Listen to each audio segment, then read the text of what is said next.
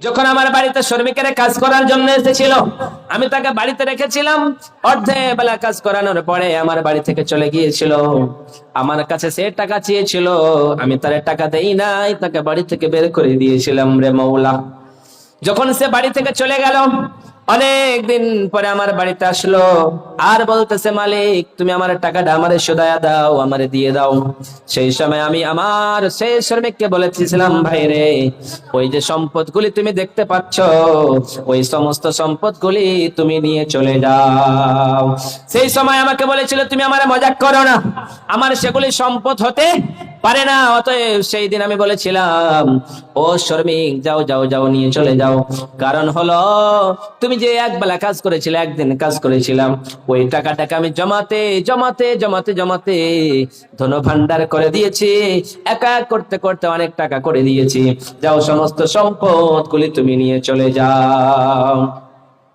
রব্বুল আলামিন, আমি যদি চাইতাম সম্পদগুলি নিয়ে নিতে পারতাম, সমস্ত সম্পদগুলি ভক্ষণ করতে পারতাম, কিন্তু শুধুমাত্র তোমার ভয়ের মাওলা, ও বিশাল আকাশের মালিক, বিশাল জমিনের মালিক, বিশাল পর্বতের মালিক, ও বিশাল পাহাড়ের মালিক,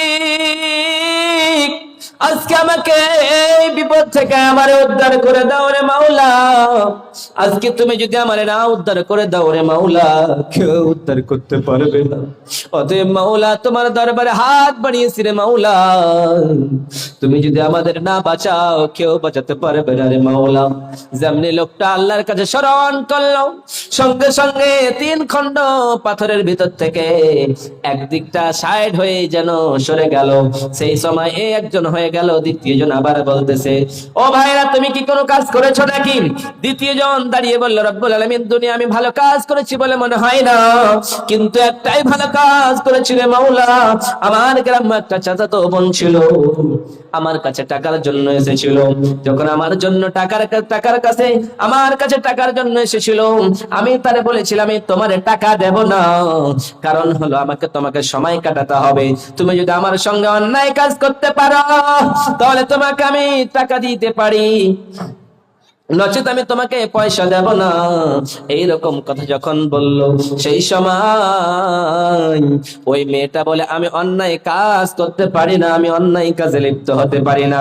সেই দিন সেখান থেকে চলে গেল। দ্বিতীয় দিন আবার আসলো, আবার সে বলতেছে, ভাইজান, আমারে কিছু টাকা দাও, আমার টাকার প্রয়োজন রয়েছে।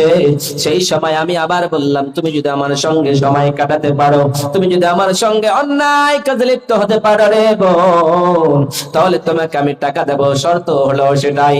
সেই সময় আমার কাছে বোন এসে বলছে, ভাইজান, আজকে আমার ভাইগুলি ছেলেগুলি না খাইয়া মারা যাচ্ছে, অতএব টাকা ছাড়া চলবে না।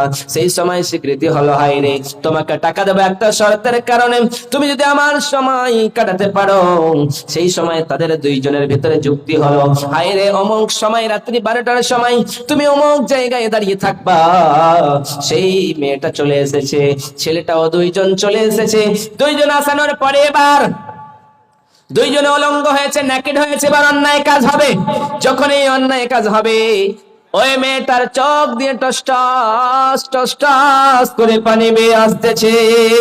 যখন এই টস টস করে পানি বেয়ে আসে, ওই ছেলেটা বলতেছে, হাই রে বোন, কেন তুমি কান্না করো? বলো বলো বলো বলো। কান্না করার তো কোনো কারণ নাই, কারণ হলো এখানে তো কেউ নেই, তোমার বাবা নেই, তোমার মা নেই, তোমার ভাই নেই, তোমার গ্রামবাসী কেউ নেই, আমারও কেউ নেই, তুমি কান্না করো কেন? তোমার চোখে কেন পানি? বলো বলো বলো রে মেয়ে, বলো।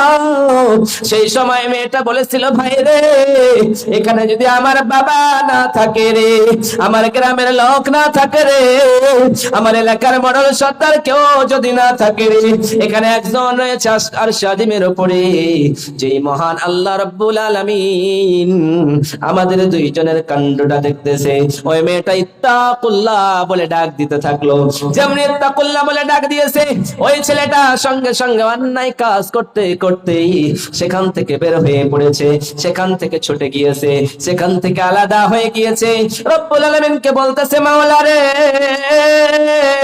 সেই দিন যদি আমি চাইতাম নির্জন জায়গায় অন্যায় কাজ করতে পারতাম রে মাওলা।